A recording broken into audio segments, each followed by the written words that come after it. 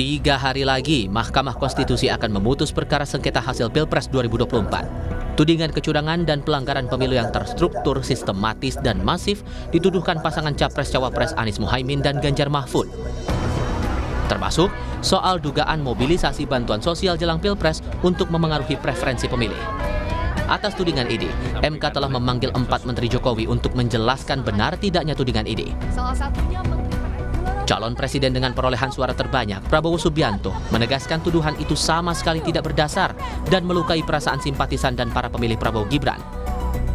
Bahwa tuduhan yang sangat kejam yang ditujukan kepada pasangan Prabowo Gibran dalam memenangkan kontestasi demokratis ini, di mana kami dituduh menggunakan cara-cara yang curang dengan menggunakan bansos maupun aparat penegak hukum.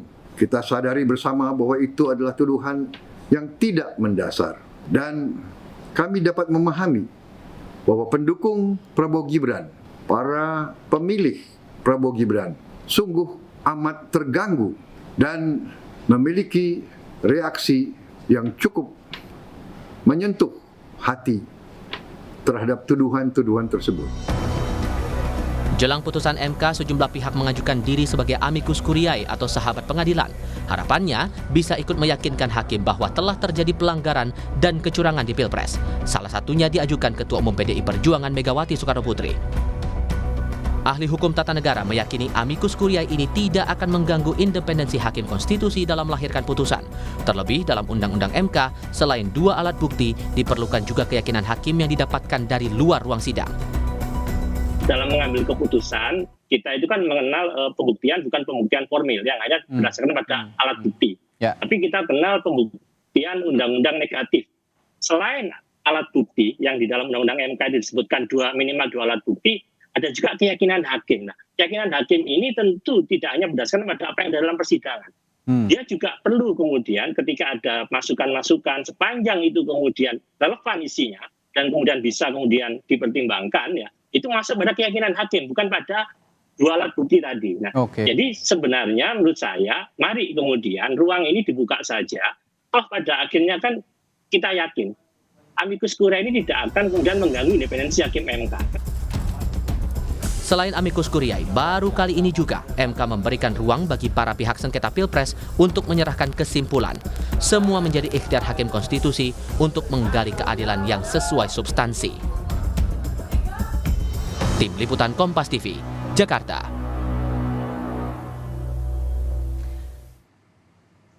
Apa saja yang bisa kita analisis dari gejolak politik yang terjadi di luar ruang sidang jelang putusan Hakim Konstitusi dalam sidang sengketa hasil Pilpres 2024? Kita bahas sore hari ini di program Rumah Pemilu bersama dengan analis komunikasi politik dari Universitas Padjadjaran, ada Kunto Adi Wibowo. Selamat sore Mas Kunto dengan Maidop, apa kabar? Selamat sore Mbak Maidop. Mas Kunto, langsung saja nih, Anda melihat 3 hari jelang putusan MK nanti 22 April, apakah dinamika politik juga ikut semakin memanas Mas Kunto menurut Anda? Ya, menurut saya ada paling tidak 2 arus politik yang dinamis ya Mbak ya. Yang pertama adalah tentu saja dari kubu pemenang gitu kan, dari Pak Prabowo dan Mas Gibran gitu kan. Contohnya tadi pagi atau kemarin Pak Prabowo menghimbau kepada pendukungnya untuk tidak melakukan demonstrasi. Jadi itu salah satu bentuk untuk mendinginkan suasana supaya tensi politiknya tidak semakin panas gitu kan.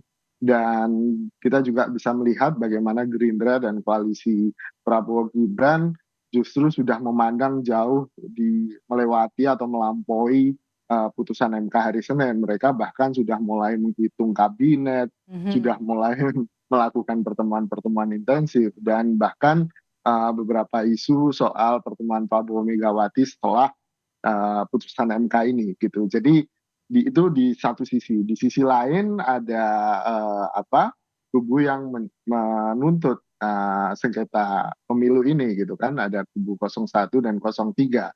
Dan menariknya mereka walaupun dari partai politiknya tampak ya terutama elit-elitnya memang tampak gigih gitu kan, tapi tensi politiknya mungkin tidak sepanas 2019 kalau kita lihat ya. tidak sampai ada demonstrasi besar-besaran sampai malam hari dan kemudian jatuh korban. Ya, demonstrasi tetap ada dan itu salah satu bentuk partisipasi politik warga, namun masih dalam batas-batas keberadaban kita sebagai bangsa gitu, Mbak. Oke, yang Anda bisa lihat dari aksi demo yang digelar hari ini apa? Kan kalau dari kubu Prabowo Gibran sudah meminta untuk para pendukungnya untuk tidak menyalurkan aspirasi dimanapun, termasuk juga di depan gedung MK. Meminta untuk semuanya menghormati putusan nanti dari Mahkamah Konstitusi. Iya, Mbak, kan demonstrasi adalah salah satu bentuk partisipasi politik warga gitu kan. Walaupun ini ranahnya ranah hukum, tapi tetap yang diputuskan dalam nanti sidangan adalah ranah politik kan begitu. Jadi sangat wajar ketika ada aspirasi terutama mengawal suara, terutama kemudian terkait dengan concern atau perhatian dengan nilai-nilai demokrasi, terkait dengan pemilu yang jujur dan adil gitu kan. Menurut saya itu sebuah kewajaran dan sudah sepantasnya warga negara yang punya komitmen terhadap itu juga bisa melakukan menyampaikan aspirasinya dengan satu lewat demonstrasi mungkin, atau ya lewat sahabat pengadilan atau amicus curiae gitu. Jadi ada banyak saluran yang kemudian bisa digunakan oleh warga gitu. Oke, karena Anda sudah menyinggung soal amicus curiae, kan catatan dari MK sendiri ini adalah yang terbanyak sepanjang gugatan sengketa Pilpres ya. Apakah ini juga semakin memperpanas dinamika politik karena juga salah satu yang mengajukan sebagai amicus curiae adalah salah satu partai ketua umum partai politik besar Megawati Soekarno Putri. Jadi semakin panas begitu? Menurut saya tidak, Mbak, tidak kemudian menajamkan tensi politik karena kebanyakan kalau kita lihat yang mengirimkan amicus curiae adalah akademisi kan gitu dari kampus gitu, baik itu mahasiswa, guru besar, dosen dan masyarakat sipil yang kedua kan. Dan kalau dari partai politik kebetulan ya cuma Bu Mega gitu dan Pak Hasto gitu kan. Dan ini kan bentuk lain dari keprihatinan, bentuk lain dari concern.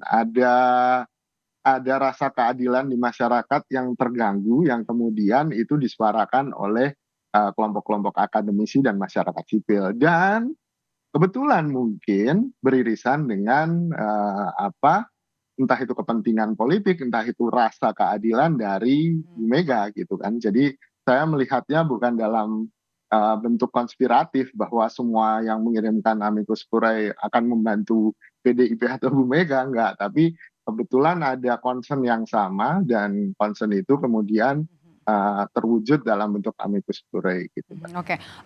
Mas Kunto, Anda melihat setelah nanti putusan MK ini apakah memang benar akan terjadi pertemuan antara Jokowi Mega atau Mega dengan Prabowo untuk konsolidasi nanti setelah putusan MK ini? Ya, secara hipotetis pertemuan antara Bu Mega dan Pak Prabowo masih mungkin terjadi. Probability-nya ya masih 50-50 lah, Mbak gitu. Dan kalau Mega dengan Jokowi?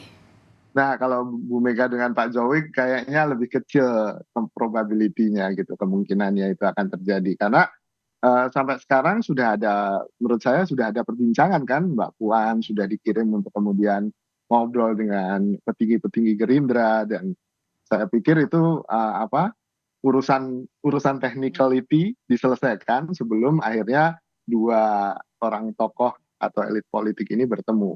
Tapi dengan Pak Jokowi kan Pak Jokowi nggak punya partai kan gitu. Sehingga perbincangannya levelnya apa nanti gitu. Masa perbincangan antara petugas partai dengan petugas partai kan nggak lucu. Artinya Anda juga bisa membaca ada perubahan atau pergeseran peta politik nanti. Termasuk juga ada P3 yang tidak lolos dari parliamentary threshold. Ya, P3 kan juga sedang berusaha untuk ke MK ya, Mbak ya. Dan menurut saya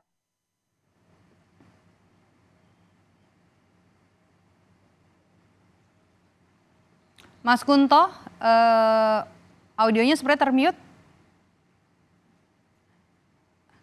Ya, silakan Mas Kunto. Oke, sepertinya kita mengalami kendala komunikasi dengan analis komunikasi politik dari Universitas Padjadjaran. Mas Kunto masih bisa dengar saya?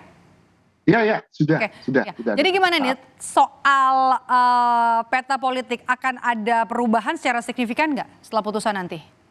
Iya pasti Mbak, akan ada perubahan secara signifikan. Yang pertama, Pak Prabowo sendiri sudah memberikan sinyal untuk merangkul banyak partai politik, karena dia juga butuh dukungan partai-partai politik yang lain untuk bisa mencapai mayoritas di dalam parlemen, di DPR. Dan itu untuk menjamin lancarnya program-program yang pemerintahan Prabowo Gibran gitu kan, itu di satu sisi. Di sisi lain udah ada pertemuan-pertemuan antara Ketua Umum Nasdem, sudah ketemu Pak Prabowo dan Pak Jokowi gitu kan. Dan mungkin partai-partai lain juga akan menyusul, P3 juga sudah gitu. Sehingga ya tadi saya bilang ada dua arus tadi ketika menghadapi putusan MK ini. Arus yang pertama sudah looking beyond atau melampaui dinamika politik yang di MK ini. Mereka sudah berpikir apapun putusan MK sepertinya pemerintahan akan jalan terus deh gitu. Jadi sudah ancang-ancang ke sana, tapi di lain sisi ini sebagai ikhtiar politik, sebagai bentuk representasi rasa keadilan di masyarakat misalnya, itu tetap diperjuangkan. Oke, artinya kita akan tunggu nanti putusan dari Hakim Konstitusi untuk putusan perkara sidang sengketa Pilpres 2024 pada Senin 22 April 2024. Terima kasih Mas Kunto Adiwibowo sudah bergabung bersama kami di Rumah Pemilu. Sehat selalu Mas Kunto.